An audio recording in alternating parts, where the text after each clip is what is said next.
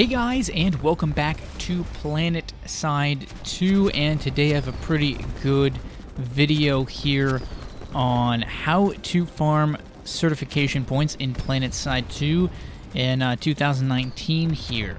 So we're going to be talking about the best ways to farm cert points, and in many ways some of this hasn't really changed that much over the years, but I've looked around and tried to find all the best methods and kind of put most of them into this one video here.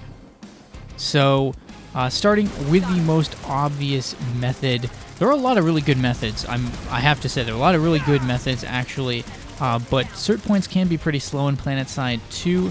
So, really, all these strategies revolve around trying to get multiple streams of XP going at the same time.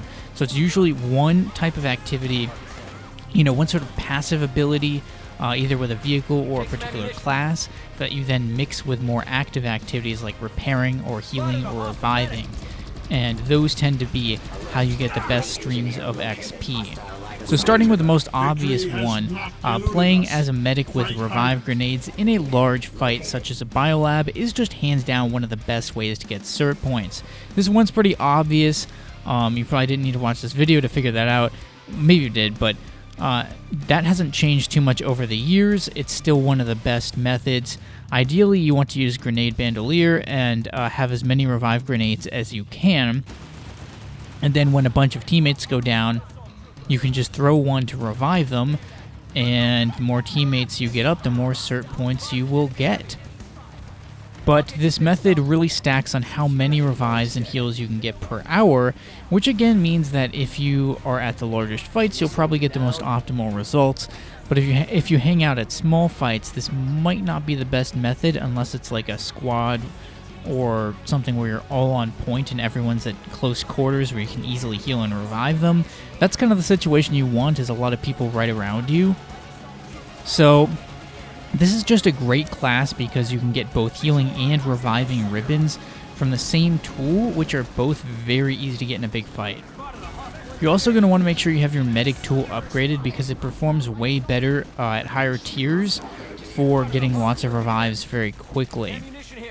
When you play medic, time is very, very important. The longer it takes you to get your revives, is the more time you have to stand there and potentially get shot by enemies, so upgrading that tool can really help to reduce that.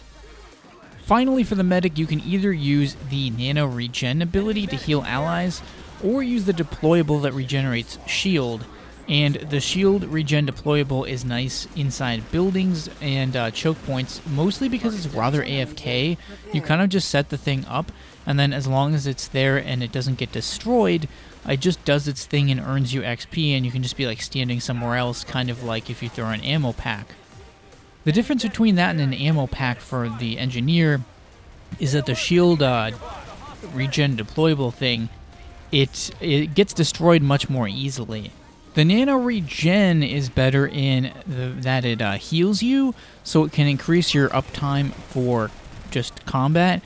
And if you can combo it with other implants like Carapace and Combat Surgeon, then it can be very versatile and powerful at healing your allies and healing yourself. So you can get extra certs and you can heal yourself, which can allow you to have more uptime with fighting, which can also increase your certs. So as you can see, there are a lot of options for the medic because it's just really a very optimal class for farming certification points. Something else that can apply to all of these methods is obviously to play with a group. But the reason for this is because if the people in the group have boosts on, and they may be squad boosts and things like that, they can increase your experience and certs gained by quite a bit. So it's really good to play it with a group, and you get those bonuses for healing and reviving squad mates and such. And you can also have squad mates like spawn into your vehicles and all that, and aircraft and that type of thing, which is also very, very good. The downside to playing with a group, it may not seem like there'd be downsides, but there are some downsides. And one of them is if you're really going for optimal efficiency, your group leader may not be on the same page with that, and they may suddenly be like, fall back and pull armor, or let's ghost cap this base and sit here for 3 minutes while there's no one to shoot at. So, you know, and that's going to hurt your efficiency if you're ending up in that type of situation. So if you're somewhat experienced, it can honestly just be better if you're really just going for cert points and that's it, to just play solo and stay in all of the largest fights that you possibly can. Because, again, if you're experienced, you may know where to, like, you know, the sort of optimal places to put yourself in. And, again, your squad or platoon leader isn't necessarily going to be thinking what's the most optimal place for cert farming. You know, they have a strategic agenda, which doesn't necessarily include that. So, you know, I know a lot of people are like, well, you know, play with a group and all this. And but I mean, like, if you're playing with a group, oftentimes really just like, if you just want cert points, it's often best to just stay at all the large fights and just stay at all of those rather than, you know, hopping all around. So it's just kind of important to take this into account when you're planning your strategy, because if you ghost cap a bunch of bases, it's going to hurt your bottom line. So the medic is definitely one of the most popular classes to farm certs with, but what about the others? Well, you can farm certs with the other classes as well, at least some of them, that is. Another good one is honestly the engineer, and the reason is that it has the ability to drop an ammo pack for teammates, which is kind of like the shield regen deployable for the medic in that it can really easily gain you passive XP. You just kind of drop it, and it starts doing its thing. And you can combo it with the engineer's active repairing ability. So you can be like repairing something while, like a vehicle, while you're getting XP from the ammo pack. Or you could be using your repair sunderer while you have an ammo pack dropped somewhere.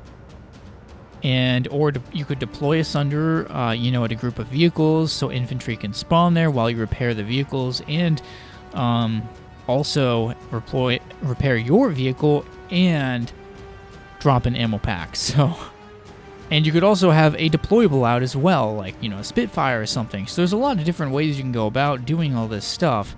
And the goal is to just try and add up as many streams of XP happening at the same time as possible. That's usually on the right track to efficiently farming cert points. The other deployables for the engineer can also be good. The anti-infantry mana turret is very, very good in buildings or choke points. That's very strong in point hold situations. You can get like 10 kills in like 20 seconds or 30 seconds or whatever if you put it in the right spot. And the Spitfire is okay. Honestly, it's really not as good as the AI mana turret if you can find the right spot for that thing. But if you want passive, then Spitfire can be the way to go. Really, honestly, though, the key to both of them is finding the right spots to place them. Otherwise, like, that can literally make the difference between them being fantastic or just really not doing anything. So there's so many different combinations you can come up with for vehicles that can work well. With several vehicles, you can take advantage of using the medic with triage leveled up, which passively heals infantry, and comboing that with the Flash's scout radar. So you can have two passive abilities basically going at the same time, plus actively using the weapon on the Flash. So you can do the same thing with the Ant as well, but maybe better depending, because you can actually use a top gun like the Cobalt in case you're like me and you're really bad with flash weapons. So the advantage of the Flash, of course, is that you can fit it into buildings and small choke points. The Ant is more durable, and you can repair it much more easily. For the Infiltrator class, definitely use recon darts. I don't know if this class is really the best for farming cert points, but if you stand in the spawn room or at an ammo pack, you can keep filling them up and spamming them like crazy, and you can of course get passive XP and certs from that while you're fighting. So the motion spotter is more meant for ambushing, I feel like. But again, the biggest tip really is to use recon darts and then find a resupply to keep spamming them. That's pretty decent, though, because you can, again, if you're a pretty good infiltrator, you can, fight and use the recon darts, and, you have a decent little XP stream there. For the heavy assault, it's a little bit harder because you don't really... It's hard to find a passive thing to really do as a heavy assault. It's really just to focus on as many kills per hour. because, again, you're using shields and things, so... For the light assault, I think it revolves around getting into really sneaky positions to farm enemies from above, or using C4 to get group infantry kills or vehicle kills. A really efficient way to do this is to have a friend drop you out of a Valkyrie on top of like lone vehicles and just blow them up, and then respawn back into the Valk and repeat. This helps increase the consistency of the XP. Another thing you can do is go around with like a group and do that as well with like a heavy assault. So that is another heavy assault thing you could do, but of course then you don't really have the same uptime in terms of fighting enemies, because it's really just dropping one vehicle and then dropping another vehicle. You're getting better XP like if you just get the single, you know, if you get the kill every single time as a light assault. But, you know, I don't know. For heavy assault, it's really just like mow down as many people as possible, and that's pretty much how you get certs for heavy assault. But I think light assault does have some good options. It really just comes down to how creative you can get with it and how consistently you can kind of chain vehicle kills if you're going to go that route. So you can also clear Rome with C4 and ambusher jets. That can be a decent way to go too. The Valkyrie can be used a bit like the vehicles mentioned earlier. In that it also has the ability to use scout radar for passive XP, and it's small enough that you can sometimes manage to hide it. Sometimes. However, the Flash and the Ant are still way more popular for scout radar because it's hard to get aircraft to the best choke points, and they are really big targets when they're close to the ground. I guess something I should have also mentioned for the heavy assault. I mean, for the heavy assault, you kind of have to get a little bit creative. But sometimes something you can use is, you know, like the heavy weapons for certain classes. But in particular, the Lasher for the VS.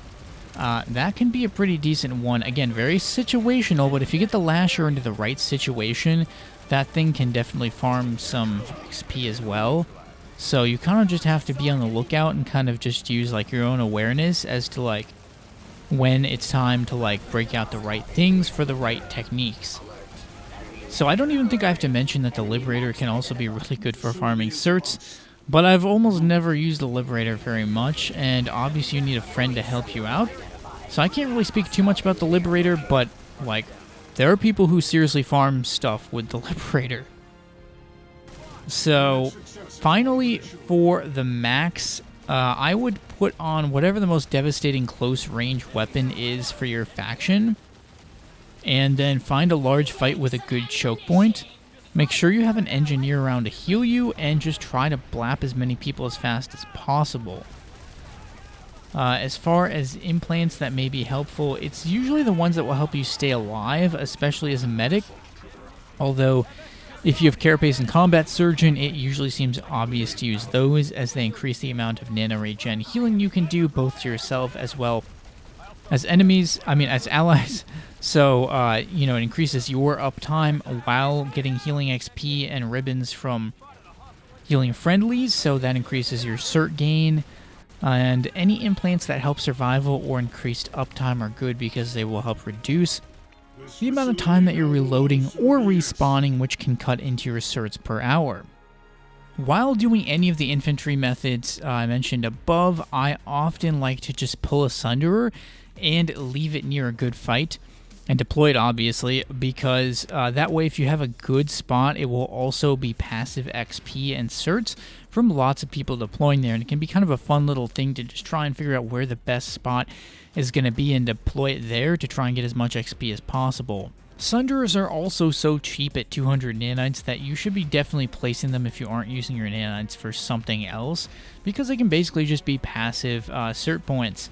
So anyways, that is going to do it for this video on how to farm certs in Planetside 2. I know it was a bit short maybe, but I covered a lot of different topics, and it's really something where you have to just mix and match and try to see what you like and what works with your playstyle. So let me know what you thought about this video in the comments, and what other types of content I should create on this channel. Maybe subscribe if you're new for more Planetside 2 content. And thanks for watching, guys, and stay tuned for more videos.